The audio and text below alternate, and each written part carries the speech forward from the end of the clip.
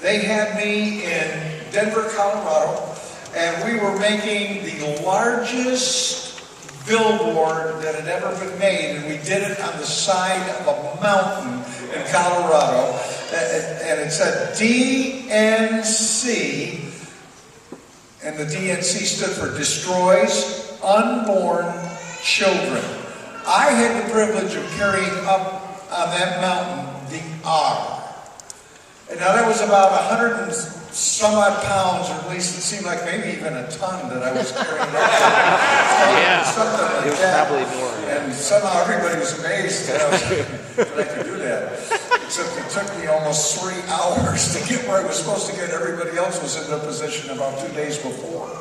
And there I was, and I was out of breath, and we tried to put that thing out. And what they did is we had someone, maybe 5 or 6 miles away with a certain spotter, so they could tell us that how we had to arrange it and how deformed the R was. They said, that's the dumbest looking thing. Nobody knows what it said. You got to get it to make it look like an R.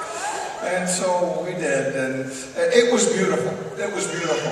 And everybody in Denver could see it. All the media came out. And the police didn't want to come up the mountain to get us. So, we were safe. We were safe. And there it was. So, I'm hoping that one day we'll be able to do the same thing in a month. But when the DNC comes this way. But I want to introduce you to some great friends of mine, Ken and Joe Scott. Ken and Joe, will you come up, please? Thank you for all that you do. Ken, I'm going to tell this story because it's one of my favorite Ken Scott stories, and we've got a lot of stories. But Ken and I were at the Homosexual, and we were doing something in the big convention center in Denver. And so Ken and I, we were passing stuff out. Ken knew that he couldn't get into that place, but he did manage to get in. And so we left early, and Ken and I had this great plan that we were going to unroll this sign, and so when they came out, they were going to see it. And Ken and I we unrolled it. Ken and I were standing there, and he was way over. It was a big sign, and we were holding up, and the homosexuals were coming out, and they were looking at this sign. We knew it was going to confront them with the sin of sodomy. And then our good friend Phil, what was Phil's last name? Phil what? Phil Hendricks. Phil Hendricks looked at it, and I saw him as he was looking at our sign, and it was like he was mortified. He was absolutely mortified. He's looking at the sign that we're holding, which is really a powerful message, and he runs up to Ken and I, and he says, what are you saying? And Ken and I look over at the sign, and we realize it says, what was it? Homo-squilting is sin. Homo-squilting is sin. Here are these powerful leaders. Homo what? Homo-squilting. Thank you, Ken. Thank you.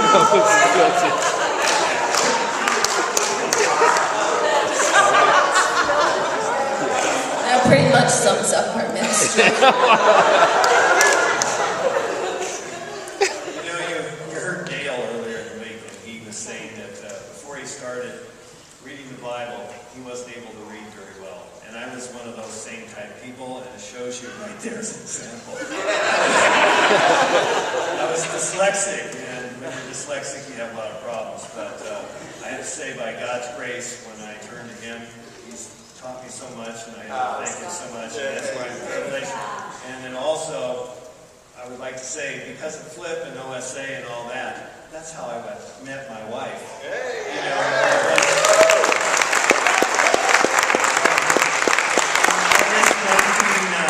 1996, OSA had an event at the Republican Convention in San Diego, and that's where I met Joe. I was at the event, and after 6 months of long-distance phone calls, it was better to just get together and get married instead of pay all those long-distance phone fees. I'll let Joe talk. Amen. You guys are facing an incredible opportunity here in North Carolina with the DNC coming. My pastor, who's about as nutty as Flip, said to us, we're going to collect thousands of I said, what? He said, people will mail them to us. I said, what are you talking about? His name is Bob Inyard in Denver.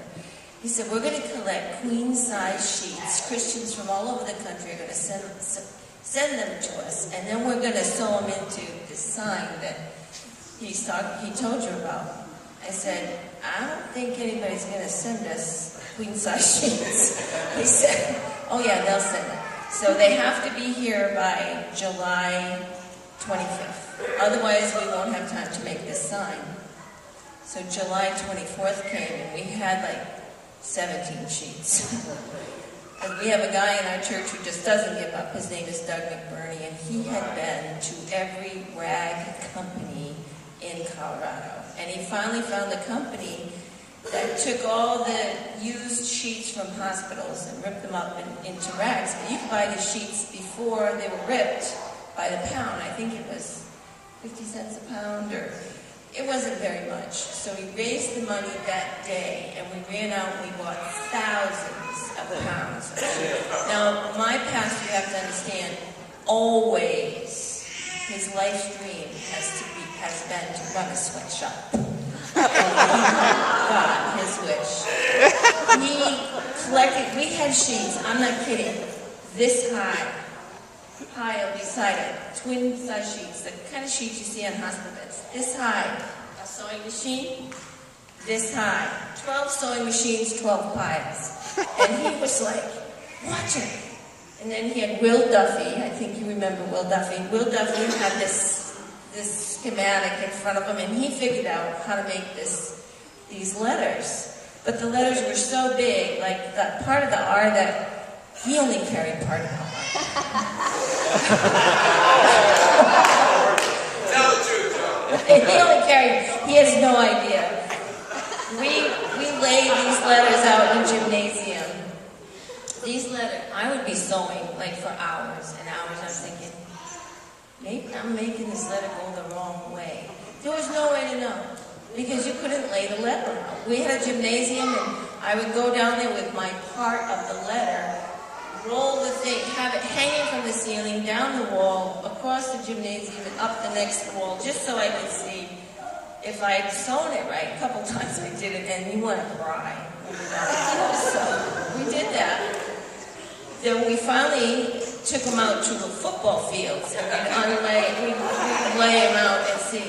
We sent, this was months. Ken would say, are you coming home tonight?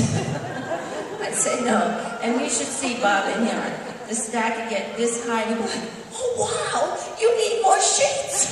The school gave us a room to do this in. And those sheets had been washed, but they were old and linty, and the whole room turned white from the dust from the sheets. The sewing machines had to be cleaned constantly. They were constantly breaking down. We'd be sewing, and there'd be one of those, what do you call those things, Doc? You put them on for EKG? What do you call those things? We'd find those in the sheets. We found some gallstones in the sheets. Those girls, they said, Bob, are we going to have disease when this is over? So then we called everybody we knew in the country, including Flip. It took us several phone calls to get him to come. He didn't exactly tell you what happened. He got to the top of that thing, and the nurse that was with us wasn't going to let him come down without a ride. He was worried he was going to die on the way down.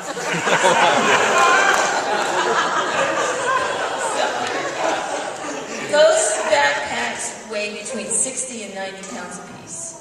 We had sent a team up a couple of days ahead of time, and they put a grid on the side of the mountain. Now, we knew the EPA was going to melt down. We knew they were, because we're on open, we call that open spaces, and we didn't ask permission and all these things. So we had the grid up there. Our guys walked up in the middle of the night, including Flip. They got up there. Everybody put each backpack had a letter, and you went to that spot on the mountain, and you laid your part of the letter out. 8 o'clock on the morning, we sent to downtown Denver, where all the media was. We sent out a press release, and we said what was going to happen and what time. And we said, if you can't make it, just look north, you'll see it. And then we also sent not a press release, but an email to all the police. And we said, look, we're going to do this at 8 o'clock. We knew they couldn't stop us. Once that went up, it was so high, and it was really a tough hike to get up there.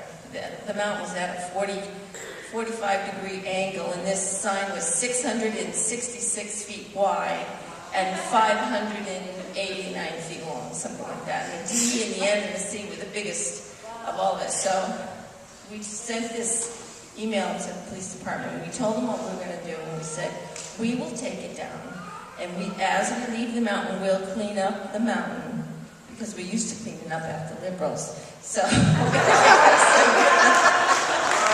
got to kick out sending that to them. So we got up to the top. It all opened. It was beautiful. You can see it at AmericanRightsAndLife.org, biggest protest sign in the world. You can see a time-lapse video of it.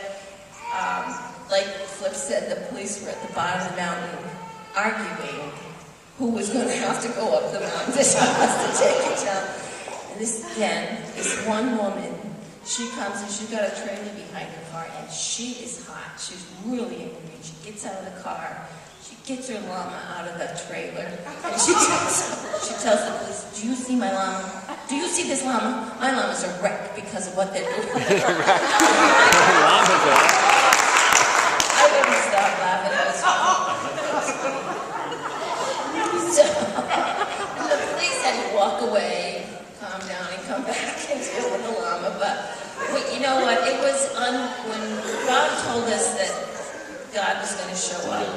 We just thought the men in the white coats were going to show up. We really didn't think we were going to accomplish this because it was a huge project. It was mind-boggling when we were working on it, but it came together.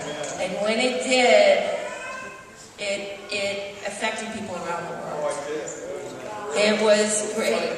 And Flip through it. Did you say clothes? Yeah. Oh. What? Yes, 42 people carried that up, and Ronnie was there too, and Heather was there, and Auntie,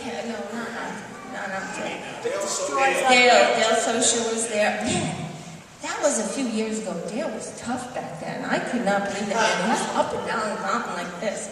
So that's it. We close. Okay, so we have to close, but besides falling in love with one another, we've been able to serve Jesus, and that's been the center of our life. Thank you so much, but backflip because God's going to show up.